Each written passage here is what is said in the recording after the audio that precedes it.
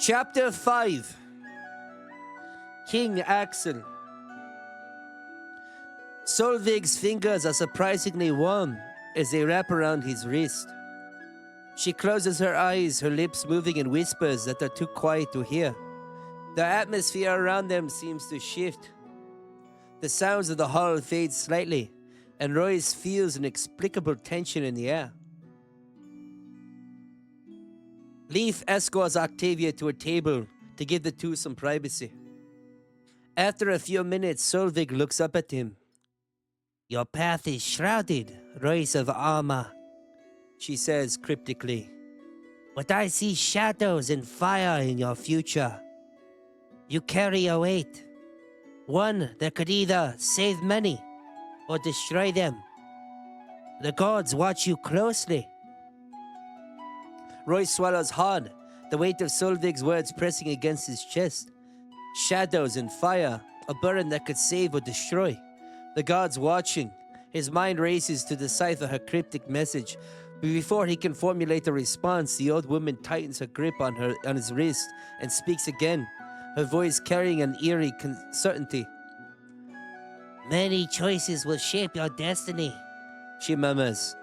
"But remember this, your path, whether through the eyes of green or the eyes of blue, will lead to vastly different legacies." Royce furrows his brow, confusion clouding his thoughts. The eyes of green, the eyes of blue.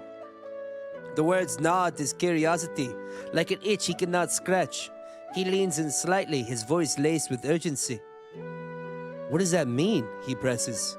"Is it a warning, a choice I must make?" But as quickly as she had seized him, Solveig releases his hand, pulling away as if a sudden force repels her. The air around them seems to grow colder, the warmth of the celebration fading into the background. Her gnarled fingers curl inward, retreating to her lap like roots sinking back into the earth. "I have shared enough," she states, her final tone. A silence lingers between them, thick with unspoken knowledge. Then, without another word, Solveig extends her hand again. Palm up, weathered and worn, the lines etched deep into her skin like the rings of an ancient tree.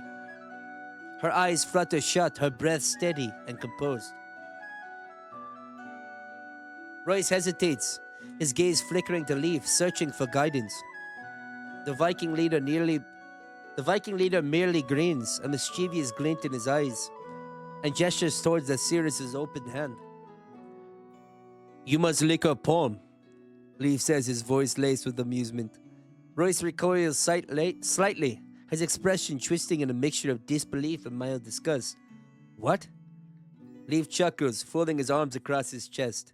"It's a tradition." Royce looks back at Solveig's outstretched hand, studying the cracks and dirt caked into her skin. He shifts uncomfortably. He has faced death, fought against Vikings, survived a storm at sea, and yet the idea of licking an old woman's grimy palm somehow unsettles him in a way he can't explain. But the eyes of the hall are still upon him, watching, judging, testing. Gritting his teeth, he steels himself, closes his eyes and leans in. His tongue grazes the rough surface of her palm, the bitter taste of dirt, sweat, and something strangely metallic filling his mouth. A shiver runs down his spine as he pulls back, grimacing. Solveig does not react, not at first. Then slowly her lips curl into a small, knowing smile.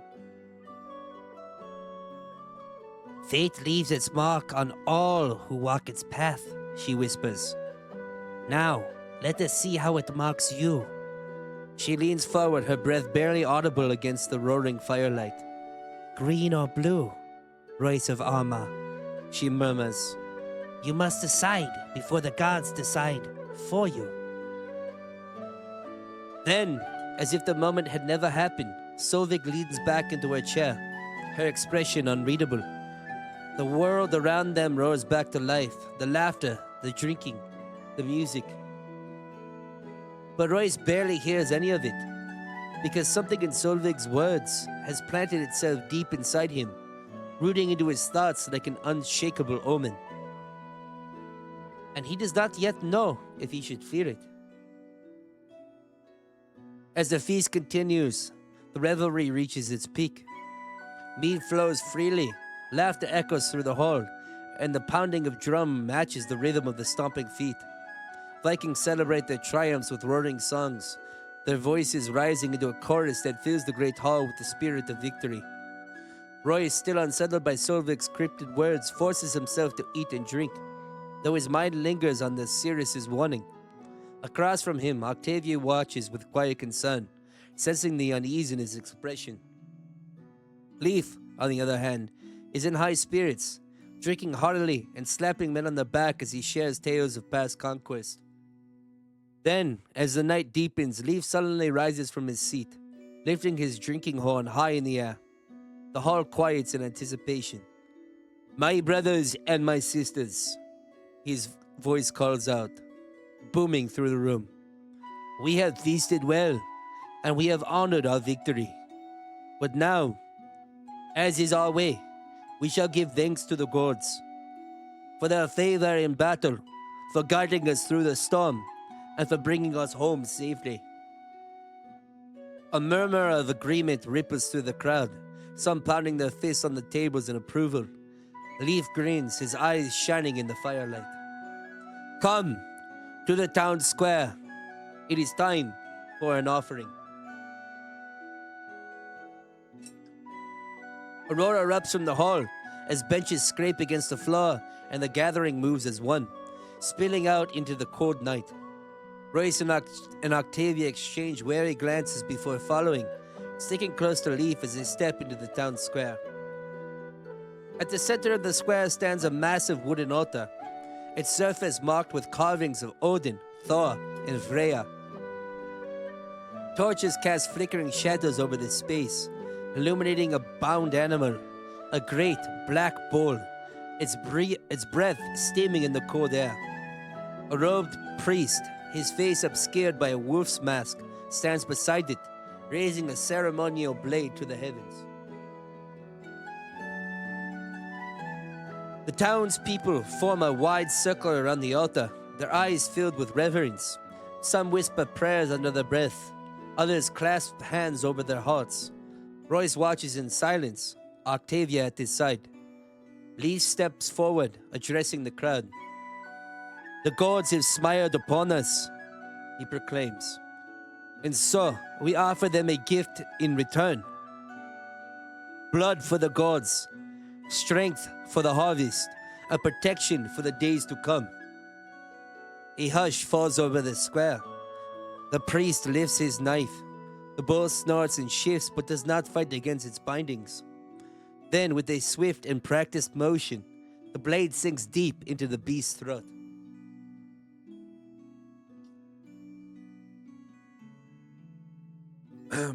A thick silence follows as dark blood spills onto the altar, steaming against the cold wood.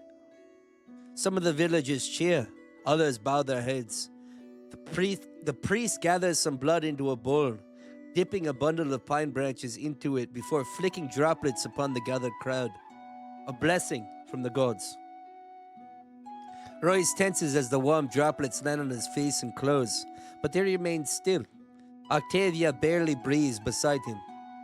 Leaf turns to them, his face unreadable. "You are part of this now," he says simply. "The gods are watching."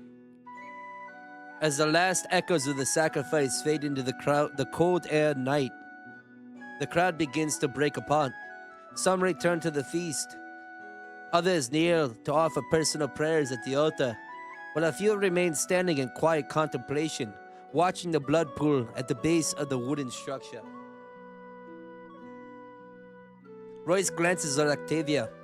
She appears composed, but he knows her well enough to see the tension in her posture. The warm blood still clings to his skin, a stark reminder of how deeply they are now entangled in this world. Leaf clasps Royce on the shoulder, his grip firm. "You've seen much tonight," he says, his voice thick with meaning. "And there is still more to come. It is time for me to get some rest. Continue the celebration if you would like."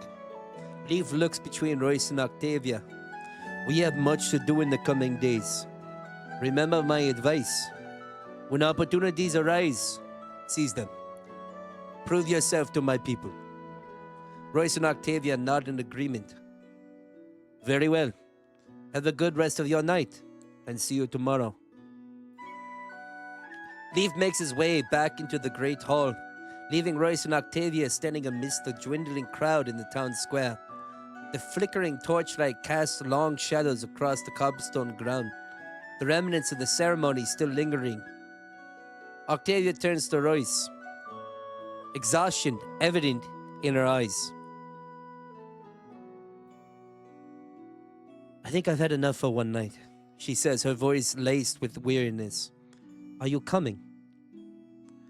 Royce feels the weight of the long day pressing down on him, but the warmth of the mead still buzzing in his veins urges him to stay.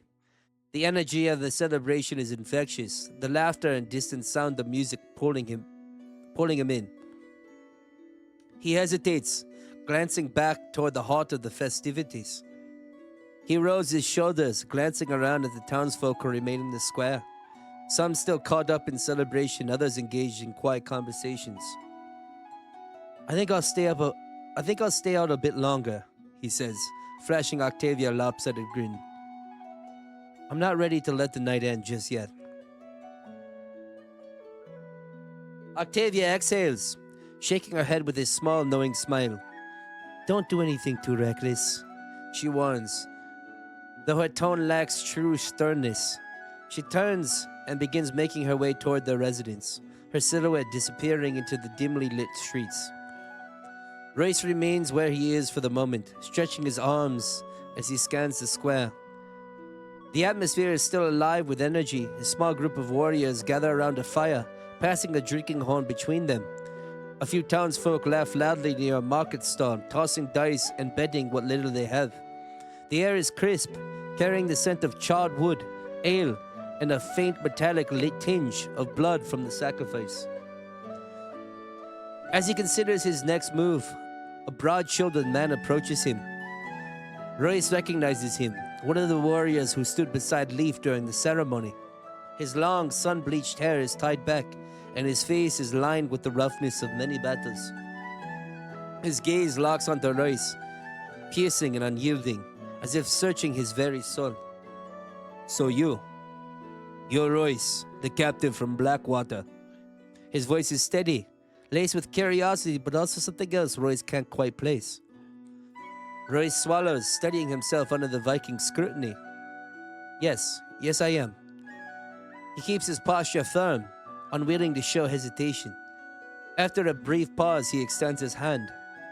I'm Thorin. Royce clasps it, feeling the raw strength of the Viking's grip.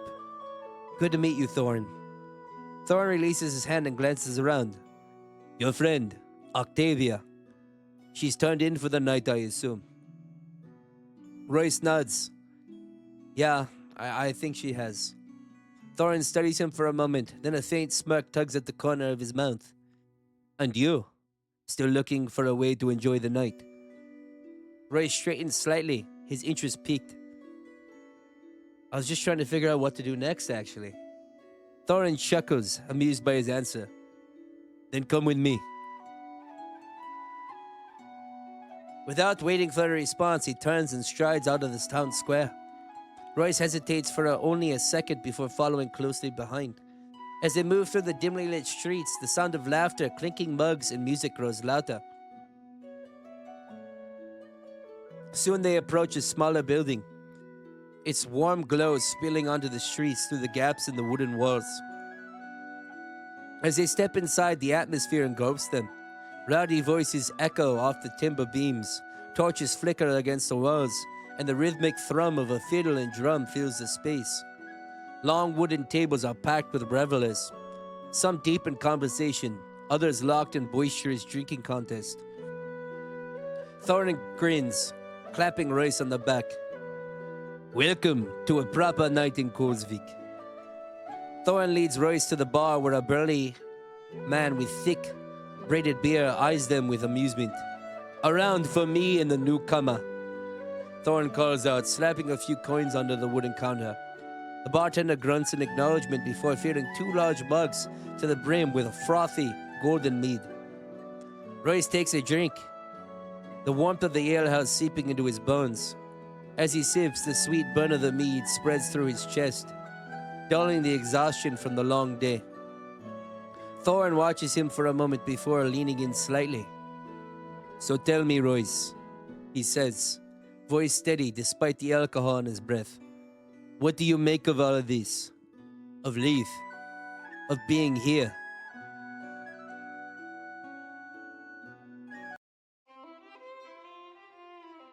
Royce hesitates, the question catching him off guard. The truth is, he doesn't know. He never expected to survive Blackwater, let alone be standing here among the very people who raided Blackwater, drinking alongside them as if they were one of their own. He glances around the alehouse at the faces of men and women who only days ago might have killed him without a second thought. "I don't know yet," Royce admits, lowering his mug slightly. "It's not what I expected." Thorin smirks, taking a deep swig of his own drink. "A fair answer," he says, wiping the foam from his beard. Leaf seems to think. Leaf sees something in you and your friend. I don't know what, but if he's right, you may find your place here yet. Before Royce can respond, a loud cheer erupts from a nearby table. A man suddenly leaps from his seat, arms raised high as he bellows in triumph. The surrounding crowd erupts into laughter and cheers. Thorin chuckles, shaking his head. "Vern's at it again," he mutters under his breath. Royce, intrigued, leans in. What did he do? A mischievous glint flashes in Thorin's eyes as he straightens. "Come, you'll see for yourself." Before Royce can protest, Thorin grabs him by the arm and pulls him toward the table. As they reach the center of the commotion, a man stumbles out of his chair, still laughing, while Thorin shoves Royce down into the now empty seat. Across from him, the other man, Vern, judging by the chance of his name, leans forward, his drunken smirk stretching wide. He raises a wavering finger and points directly at Royce. "The captive wants to go." He lets out a throaty chuckle. "Easy whack." A fresh mug of ale is slammed down in front of both of men, froth sloshing over the rim. Royce barely has time to process what's happening before the realization hits. This is a drinking contest. Royce stares down the mug in front of him, the rich, dark ale swirling inside. The crowd around the table goes silent in anticipation, eyes fixed on him. He can feel the weight of their stares, the energy in the air thickening as they wait for him to make a move. Vern, still smirking, raises his own mug, clearly expecting Royce to back down. "You ready to lose, captive?" He slurs, his words thick with alcohol. Thorin, standing just beside Royce, gives him a firm pat on the back. He's already drunk. At this point, it's not about speed, but endurance. Don't be afraid to show them what you can hold your own, Royce. Royce's heart pounds, the edge of the competition, the edge of his competitive spirit kicking in. He looks at the mug again, his mind racing with thoughts of the consequences. If he backs out now, it could be shown as a sign of weakness. But if he takes the challenge and loses, what then? He takes a deep breath and steadies himself. With a firm grip on his mug, Royce lifts it and looks Vern in the eye. "I'm ready," he says, his voice steady despite the storm brewing in his chest. The crowd lets out a collective cheer, and the competition begins. Royce and Vern take the first gulp simultaneously. The ale burns down his throat, but Royce swallows, steadying his breath as he looks at the old man across from him, who is already wiping his mouth with the back of his hand, looking smug. The game continues. Each round, the mugs are refilled, the stakes rising with each gulp. Royce can feel the alcohol beginning to take its effect, his head growing heavier with each drink. But he pushes through. The crowd encourages him, the chants growing louder as they rally behind him. Vern, however, is beginning to show signs of struggle. His movements are slower now, his eyes narrowing with concentration. The old man's grip is wavering. Royce notices it, and for a moment, a spark of hope ignites him. He focuses on the challenge before him, determined to outlast the seasoned drinker. Then, the final round arrives. The mug is filled once more, and Royce can feel the weight of the contest bearing down on him. His vision is slightly blurred, his mind clouded, but he knows he can't let the opportunity slip from his fingers. With a final determined breath, Royce raises the mug and takes one last gulp. The crowd goes silent. Royce lowers his mug, his hand trembling slightly as he stares at the empty mug. For a heartbeat, it feels as though the world is holding its breath. Then, Vern slumps forward, dropping his mug with a crash. He lets out a groan, unable to finish the last drop. Royce sits up straighter, victorious. The crowd erupts in cheers, lifting him up as though he's just won a battle. Thorne slaps him on the back, a proud grin spreading across his face. "Well done, Royce," Thorne laughs, his voice booming above the din. Royce, still feeling the buzz from the drink, laughs along with the group, his chest swelling with pride at the moment that carries him. The merriment fades slightly, replaced by an uncomfortable pressure in his lower abdomen. "I must go piss," he says, his words slurring as he stumbles towards the door. With laughter still echoing behind him, Roy stumbles outside and into the night. He makes his way into a dark corner beside the building, struggling to keep himself upright as he sways. The relief of emptying his bladder almost intoxicating in and of itself. But just as he begins to relax, the sound of footsteps behind him catches his attention. He freezes, still midstream, and spins around, startled by the sudden presence of a man lunging toward him, axe raised. Royce barely has a moment to react, but before the weapon can strike, the man grunts, his movement faltering. He collapses to the ground with a sickening thud, a knife protruding from his back. Royce's breath catches in his throat as he watches the man crumple, his eyes wide in shock. Standing just a few feet away, illuminated by the flickering torchlight, is Thorin, his face etched in an unreadable fashion. Royce blinks, still processing what just happened.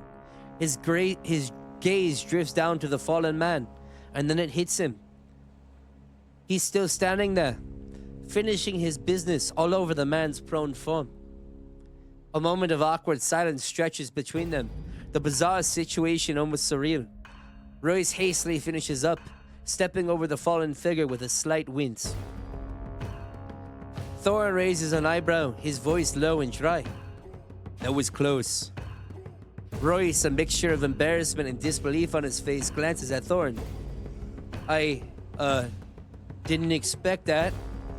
Thorin's lip twitch in the faintest of smiles as he sheathes his knife. "Let's get you back to Octavia. I was afraid something like this could happen." He pauses for a moment before chuckling. "You are in no state of mind to defend yourself. And well, let's just say I'm not the biggest fan of watching someone every time they have to piss." Royce nods in silent agreement, his thoughts still swirling from the chaotic events of the night. Thorin leads him through the lively, dimly lit streets.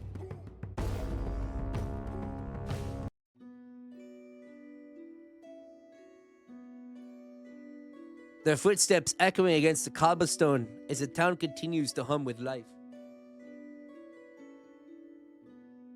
The distant chatter and flickering torchlight, the scent of smoke and ale in the air, it all feels strangely surreal.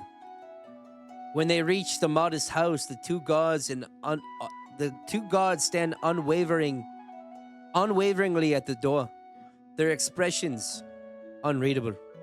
Thorin pauses, his gaze turning to Royce with a certain gravity. "It was good to meet you, Royce," he says, his voice steady but laced with something deeper. "If you haven't figured it out already, not everyone here is fond of you and Octavia.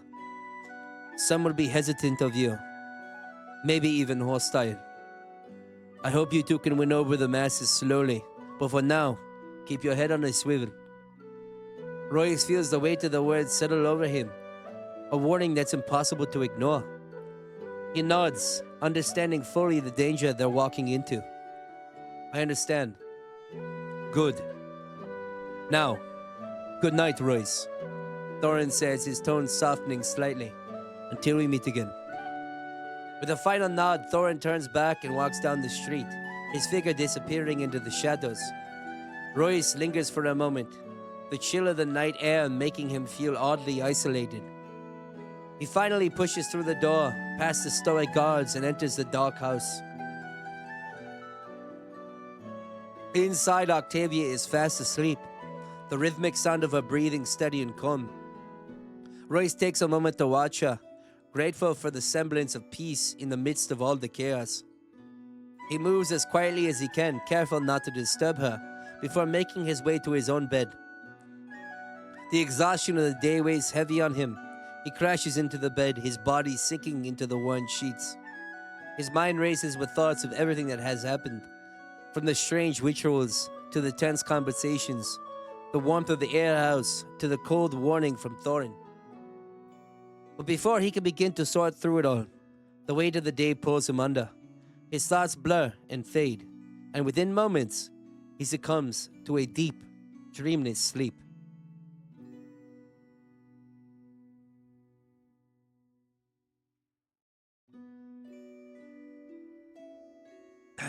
Royce wakes to the warm scent of breakfast drifting through the air. The quiet sounds of Octavia moving about the small hut. He rubs his eyes and stretches, groaning as he swings his legs out of bed. Octavia, busy at the fire, notices the rustling and turns to him with a playful smirk. He lives, she teases, hands on her hips. You must have had quite the night. You wouldn't stop snoring. Royce chuckles, wincing as a dull throb pulses in his head. Yeah, it was pretty eventful, that's for sure. He shuffles towards the small fire, sitting down to try to shake the remnants of his hangover. Octavia continues, stirring the pot on the fire, but she doesn't stop her probing. So, tell me, what did you and Leaf do yesterday? Royce leans back slightly, his thoughts still hazy as he recalls the whirlwind of a day. Well, I spent the day with Leaf. We walked all around Colesvik. I saw the scale of the city. It's massive.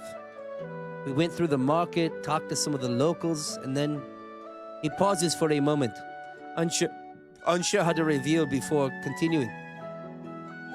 Leaf convinced me to duel a man in the town square. I was defeated, but Leaf and the others seemed impressed. Then after he went to bed, I met a man named Thorin. We ended up at an alehouse for a bit. Things got a little crazy, but Thorin saved me from some trouble. Octavia listens intently, her focus unwavering as she continues preparing breakfast. When Royce finishes speaking, she sets down the spoon she was using to stir and turns to him. Royce raises an eyebrow, sensing something on her mind. And you? He asks. What did you get up to? Octavia hands him a steaming bowl of food before sitting down across from him. She takes a moment, collecting her thoughts. I met a woman named Helga, she begins. It sounds like we had similar experiences. She showed me around Colesvik, introduced me to people, and talked about earning their trust. It's clear that's what we need to do. Make ourselves useful. Her voice drops slightly, growing more serious. But I can't shake the feeling that something's off. We're walking freely, feasting, drinking amongst them. But what about the others? The other captives? Haven't seen or heard from them at all. Royce swirls his spoon in his soup, his thoughts shifting uneasily. He's not sure how to answer her. It's true, he hasn't seen any of the other captives since they arrived in Colesvik. The fact weighs on him, especially now that Octavia brought it up. He pauses for a long moment, the only sound, the crackle of the fire. I don't know, he finally says, his voice uncertain. So much happened yesterday that I didn't really stop to think about it. But then Thorin saved my life last night, and I guess I'm not sure what to really make of it. I mean, I don't think we have much of a choice, do we? As you said earlier, if they wanted us dead, we'd be dead. They seem to be doing everything to keep us alive, at least. Octavia looks at him, processing his words. She nods slowly, but there's still a sharp edge to her gaze. In Solvig, Lucia, what did she say to you? Royce hesitates, his gaze flickering up to meet hers. He hadn't planned on telling her what Solvik had said, but now the words feel like they're hanging between them. He knows Octavia deserves to know, but part of him isn't sure he wants to burden her with the cryptic warning. And with that being said, my friends, we have our first options of the night. Do. Oh my God, what the hell? Do we tell Octavia what she said? Or do we tell her it was nonsense? What do we do? Time to vote! How's it going, Same? Sorry, brother. We're deep into the story. We're deep into the story.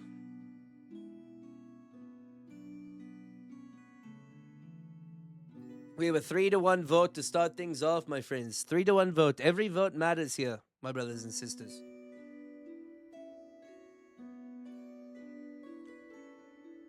Every vote matters.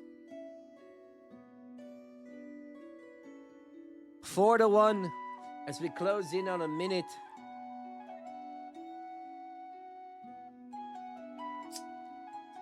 Again, I apologize for the options this late in the story, but there was a lot that needed to be deciphered before we got to this point.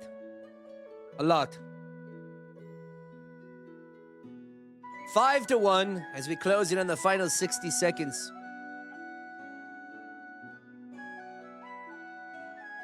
All votes count, all votes matter. Get your votes in. Get them in.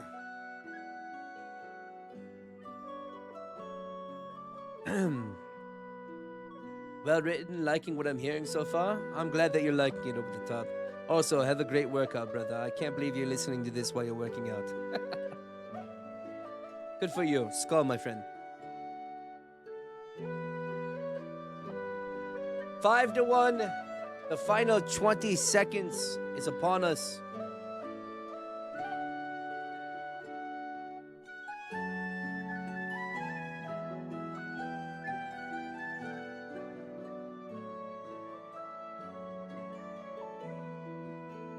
We close in on the final 5 seconds here.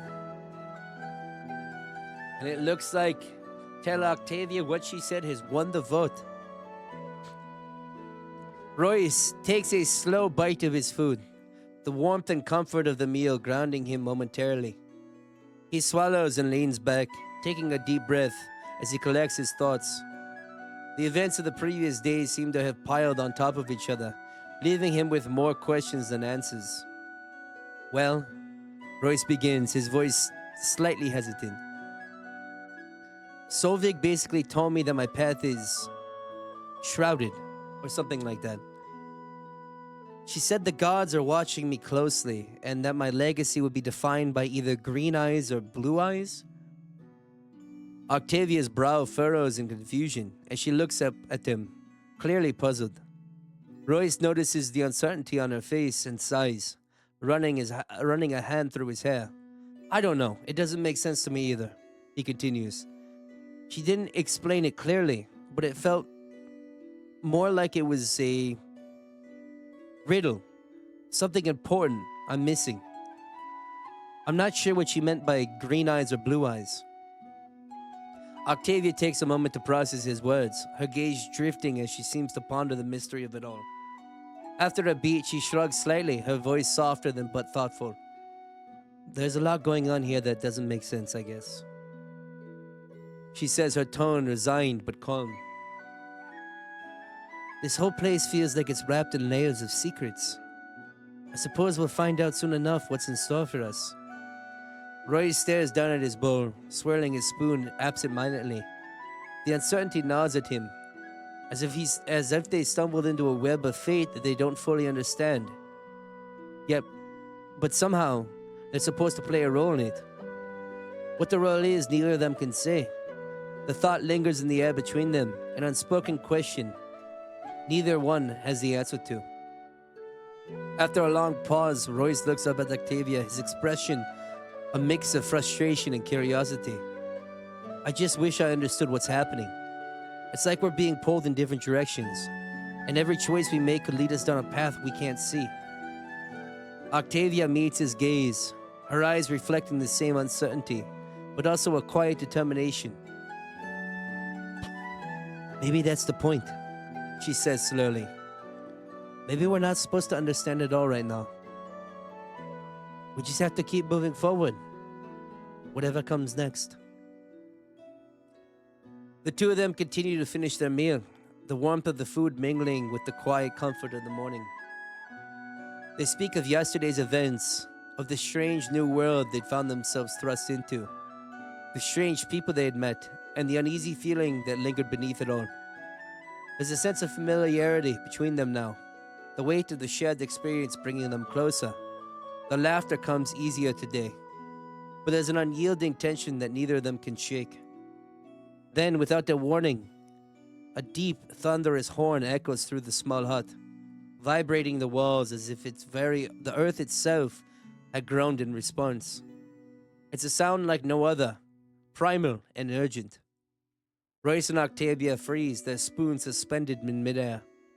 The horn call grows louder, relentless in its warning, and the air between them thickens with unspoken understanding. They both know something is wrong. Before they can react, a loud, insistent knock shakes the door, followed by a commanding voice from outside. "Come quick! We must make our way to the walls!" Both of them exchange a glance, their instincts kicking in. A sense of urgency in the guard's voice leaves no room for hesitation. They quickly set down their food, moving in sync as they gather themselves, hearts racing with the knowledge of whatever is coming is no longer a distant threat. It's at their doorsteps. How's it going, Davey? The door creaks open, and they're met by two guards. Their expressions grim, their movements swift. "Come quickly," one of the guards says, his tone sharp and laced with tension. Without another word, they begin to lead Royce and Octavia out into the chaotic streets of Kozvik. The town is in turmoil. The once bustling market square is now empty, save for the hurried figures darting between homes, securing doors, gathering children, and preparing for what's to come. The usually calm streets now echo with frantic footsteps as people rush to safety. In the distance, the sounds of battle preparations grow louder, the clang of weapons, the sharp order of commands, the heavy thud of boots against the cobblestone. As they make their way through the streets, the air thickens with tension. The city's defenses are being mobilized. Men and women clad in armor rush towards the gate, while others hurry to the walls, readying their weapons. There's a sense of frantic determination among the townsfolk, but also a deep, palpable fear. When they reach the towering walls of Kozvik, Royce's gaze is drawn to the massive structure, an imposing barrier against the world beyond. The gates loom before them, solid and unyielding, flanked by guards who move with practiced urgency. Amongst the crowd of warriors, Royce spots Leith, Thorin, and several others gathered in an intense conversation. Their faces are drawn, their expression hard with the weight of whatever decisions they've just made. The walls are alive with activity. Warriors race up the stone staircase to make their positions on the ramparts, eyes scanning the horizons, weapons ready. The sense of preparation is overwhelming. Behind the gates, soldiers form ranks, their faces grim and determined, awaiting whatever threat looms beyond. As Royce and Octavia approach, the guards lead them directly to Leith. The moment they arrive, the group notices them, and the tense conversation begins to disperse. Only Thorin lingers at Leith's sides, his presence a silent reassurance. Leith turns towards them, his usually calm demeanor now replaced with a sense of urgency that matches the situation. "Come, you two," he says, his voice low but forceful. "Stay by my side." Without waiting for a response, Leaf strides forward, making his way up the stone steps towards the top of the gate. Royce and Octavia exchange a quick look, then follow. As they ascend, the view of the wall unfolds before them, an expansive sight that both awes and unnerves them. Beyond the city, the fertile fields stretch out, a sea of green dotted with crops ready for harvest. But the serenity is shattered by what they see in the distance. Far on the horizon, a column of men, black silhouettes against the pale sky, marching relentlessly toward the city. The distant sound of their marching feet is almost inaudible, but the sight of them is enough to tighten the knot in Royce's stomach. This is no mere raid. This is something much larger, and it's coming for Kozvik. The wind picks up as the guards on the wall prepare, weapons raised, eyes fixed on the horizon. Royce's heart beats faster as he stands at Leaf's side, his gaze locked on the approaching column. Thorin nudges Royce, a shield and axe extended toward him. "You're going to need this," Thorin says as he hands them to Royce. Octavia is handed an axe and shield of her own. The tension is thick, the weight pressing on the shoulders of every defender as they stand vigilant along the city walls.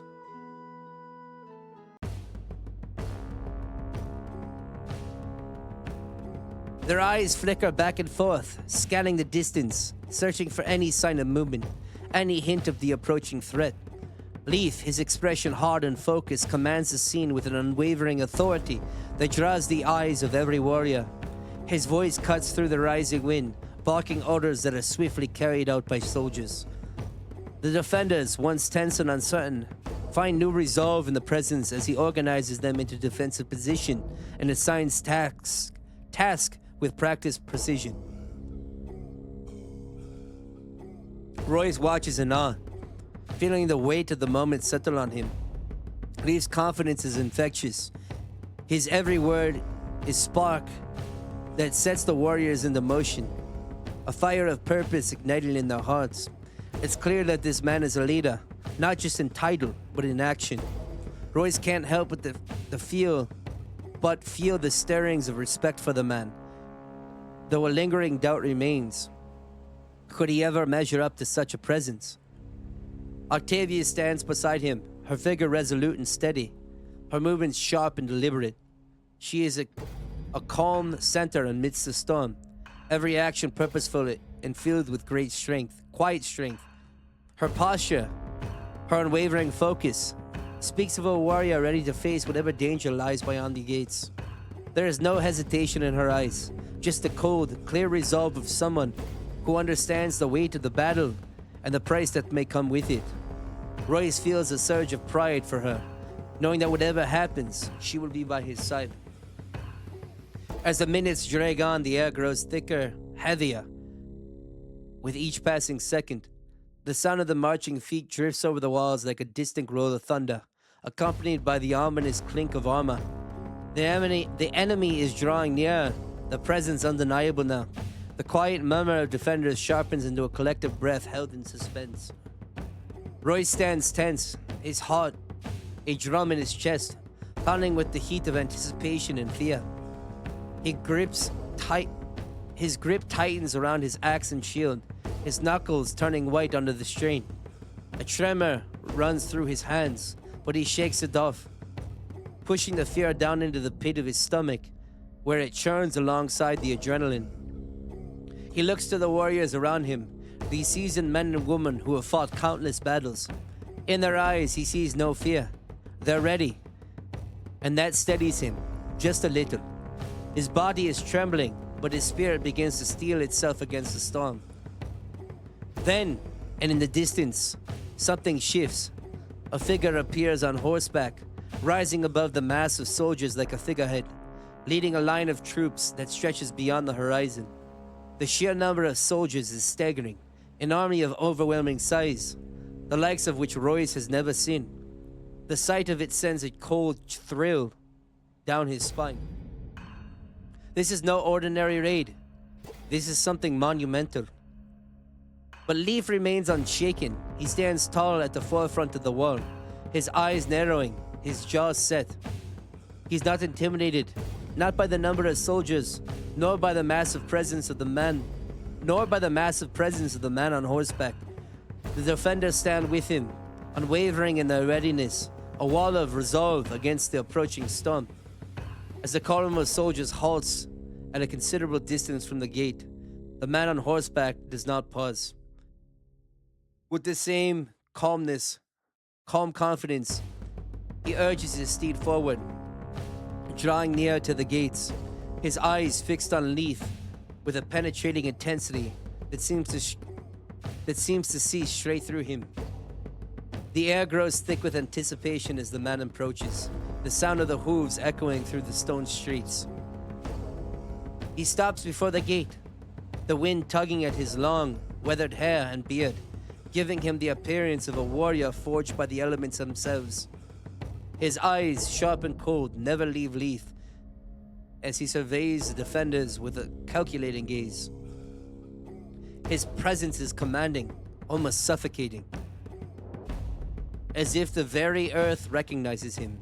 Every movement is deliberate, every breath calculated. The man on the horse finally speaks, his voice strong and commanding, carrying across the space between them.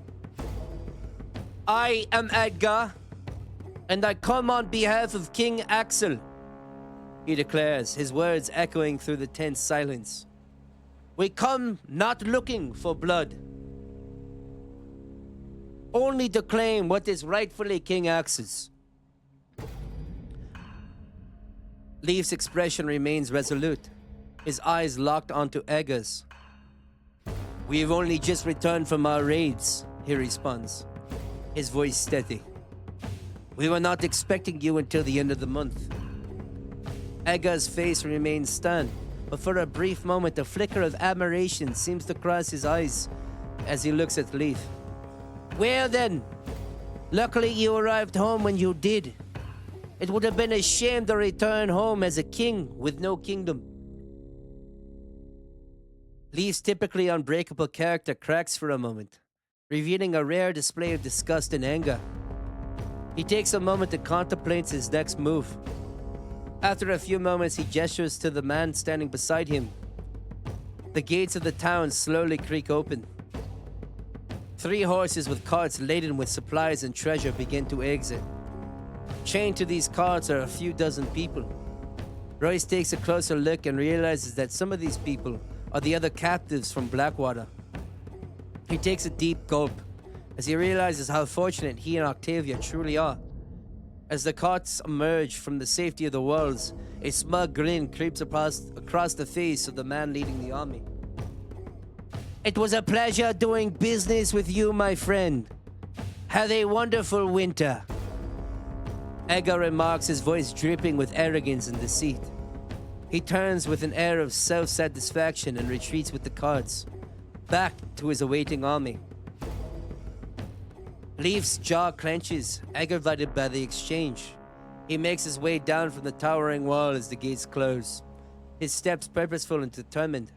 Royce and Octavia, still atop the wall, exchange puzzled glances, trying to make sense of the encounter they just witnessed. They stand side by side, their eyes fixed on the large army as it slowly disappears into the horizon. The tension in the air seems to dissipate as the distant soldiers retreat, and the mood among the defenders shifts. One by one, soldiers begin to leave their posts, the urgency of their movements fading as the immediate threat subsides. The soft murmur of relief spreads across the wall, but the weight of the moment lingers in Royce's chest. The battle has not been fought, but the war is far from over.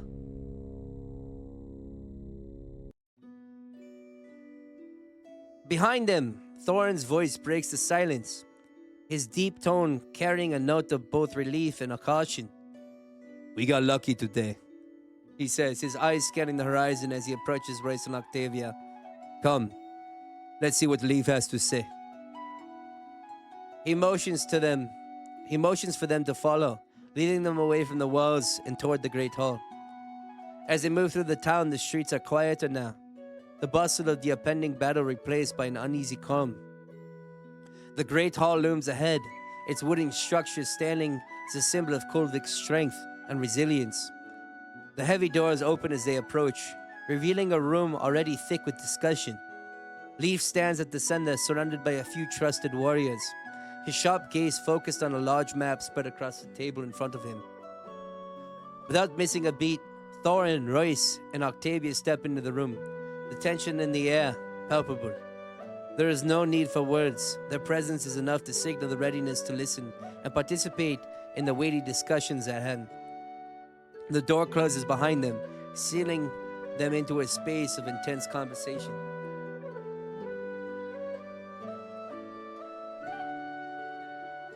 We cannot afford to continuously let them exploit our kingdom. Leaf's voice cuts through the air, harsh with frustration. He slams his fist under the table, the sound reverberating through the room. The warriors around the table remain silent, their expressions hard as they listen to Leaf's words.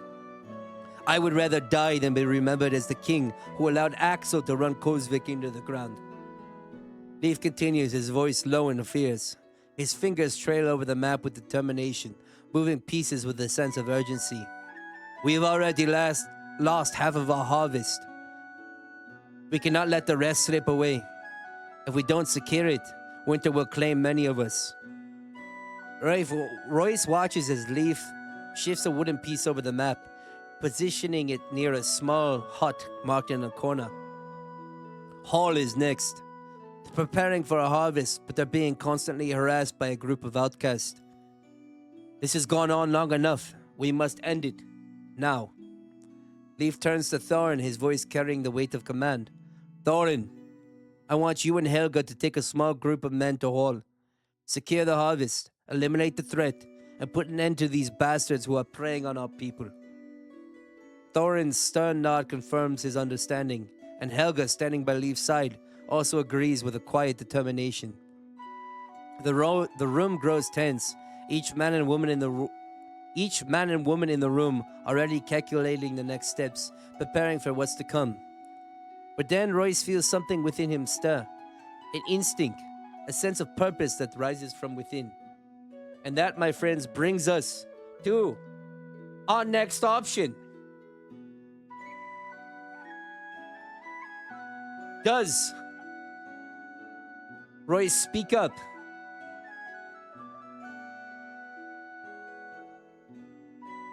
Or does he stay quiet? What the hell?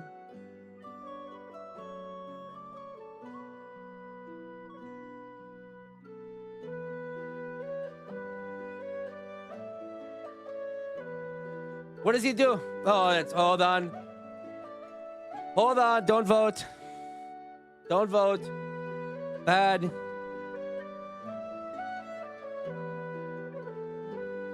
God damn it.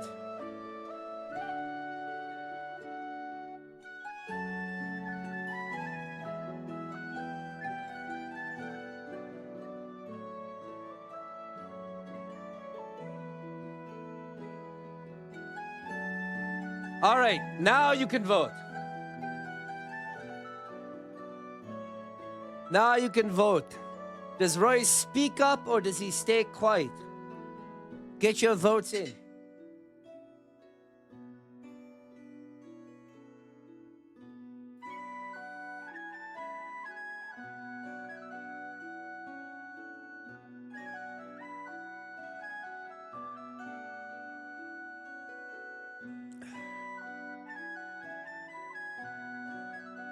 Got ourselves a close voting session here. 2-1. We'll see how many people we lost within this chapter. Again, I apologize. There was a lot that happened within this chapter. Wasn't many voting options, but I apologize. We have about a minute left to get your votes in. About a minute left to get your votes in.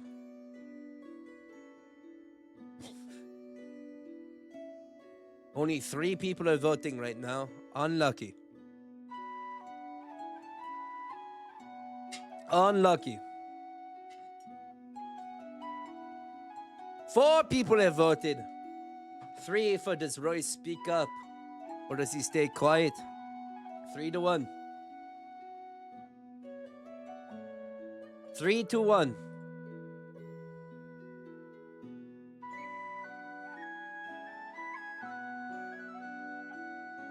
Got about 20 seconds left to vote. Make your vote known. Write the book of the king. 4-1. As we come down to the final seconds, 5-1.